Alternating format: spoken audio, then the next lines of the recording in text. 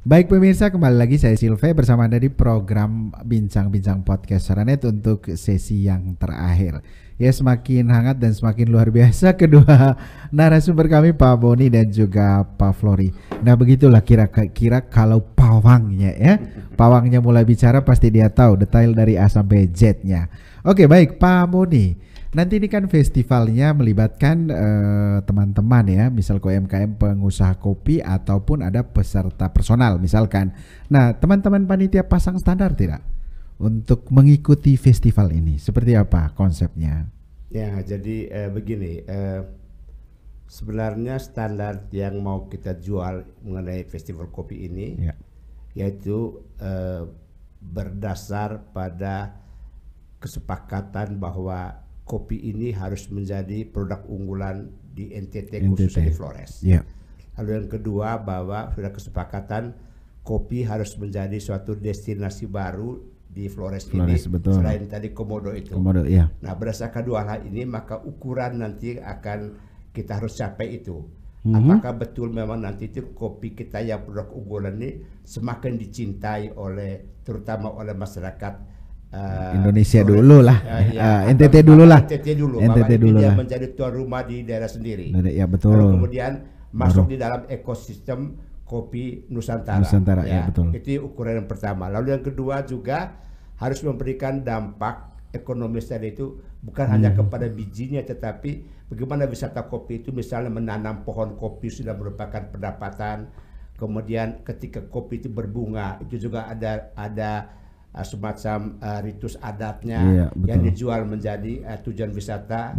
Waktu panen juga akan mendapatkan penghasilan dengan orang petik kopi. Jadi semua ini yang menjadi ukuran nanti apakah memang akan ada nggak peningkatan pendapatan semua stakeholder, baik yang jual kopi di Cangkir Labuan Bajo sampai kepada petani di Solor itu yang dalam kopi itu mereka dapat apa dengan festival ini. Jadi kira-kira ukurannya yang kami itu, sehingga berarti berapa banyak mereka beli kopi, berapa banyak mereka mengunjungi kebun kopinya. Ini yang menjadi sebenarnya ukuran daripada keberhasilan festival kopi ini. Ada feedback ya dari kegiatan, sehingga ada peningkatan ekonomi. Lalu di penanam kopi itu juga menjadi sebuah budaya ya. Boleh seperti kopi ya.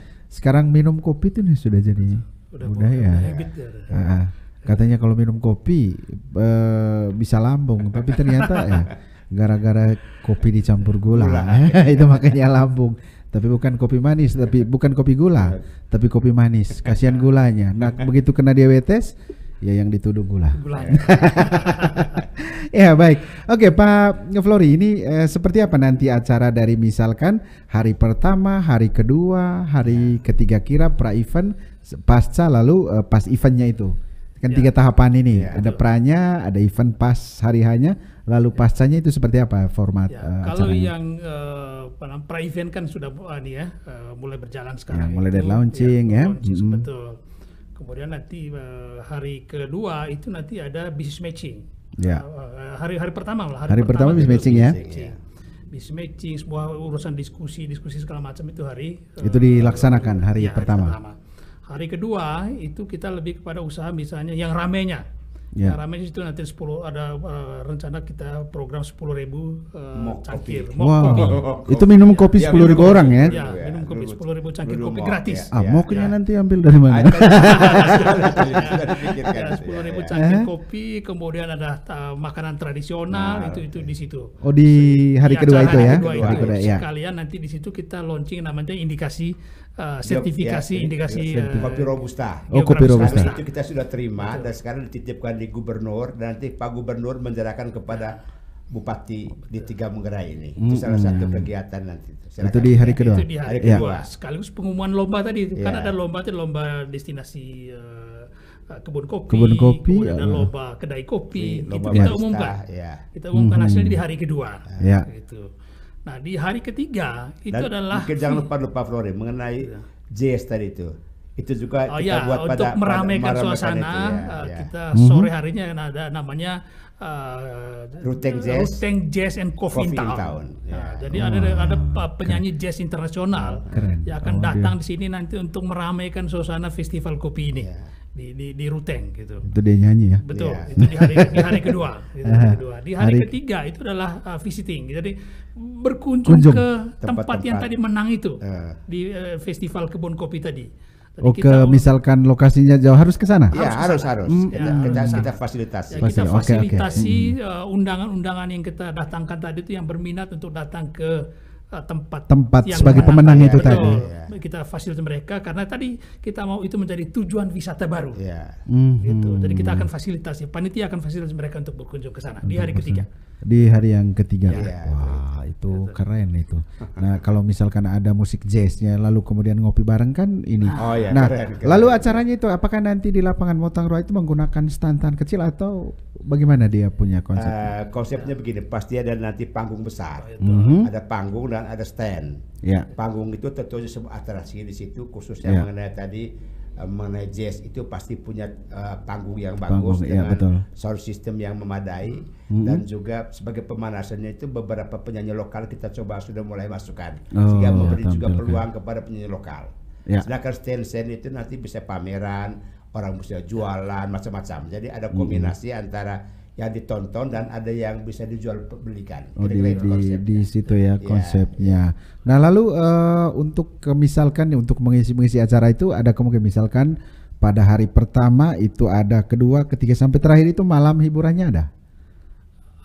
Kita belum siap ya untuk malamnya kita belum pikirkan itu karena mungkin takutnya mereka sudah capek pulang dari visit tadi itu sampai jam berapa, tapi ini nanti kita akan buat rundown acaranya. Ketika kita masih memungkinkan mungkin harus isi sesuatu acara lagi di situ pada malam harinya. Ya kan nanti kan kalau penutupannya tidak ada caranya kan garing, tidak enak ya. Kalau misalkan malam pertama pembukaan ada festival band misalkan band-band lokal lalu jazz, malam kedua biar absen dulu. Nah, yang terpenting kan malam terakhirnya. Mungkin bagus juga misalnya di situ misalnya Batas Sanda mungkin mungkin asal tradisional, ada Vera dari Manggarai Timur juga. Mungkin juga kita akan undang juga dari Bejawa dengan Jainya umpamanya itu. Ini saya kira ini pertanyaan ini cukup bagus. Ini ya Mbak, ini buat kita merupakan ini juga ini masukan dan itu memang kita mesti pikirkan mungkin mengisi dengan ini budaya lokal tadi itu tarian, Batas Sanda dan sebagainya itu. Biar menambah nilai. Artinya sekali dayung dua pulau terlampau. Artinya kopinya dipromo, budaya lokal dipromo.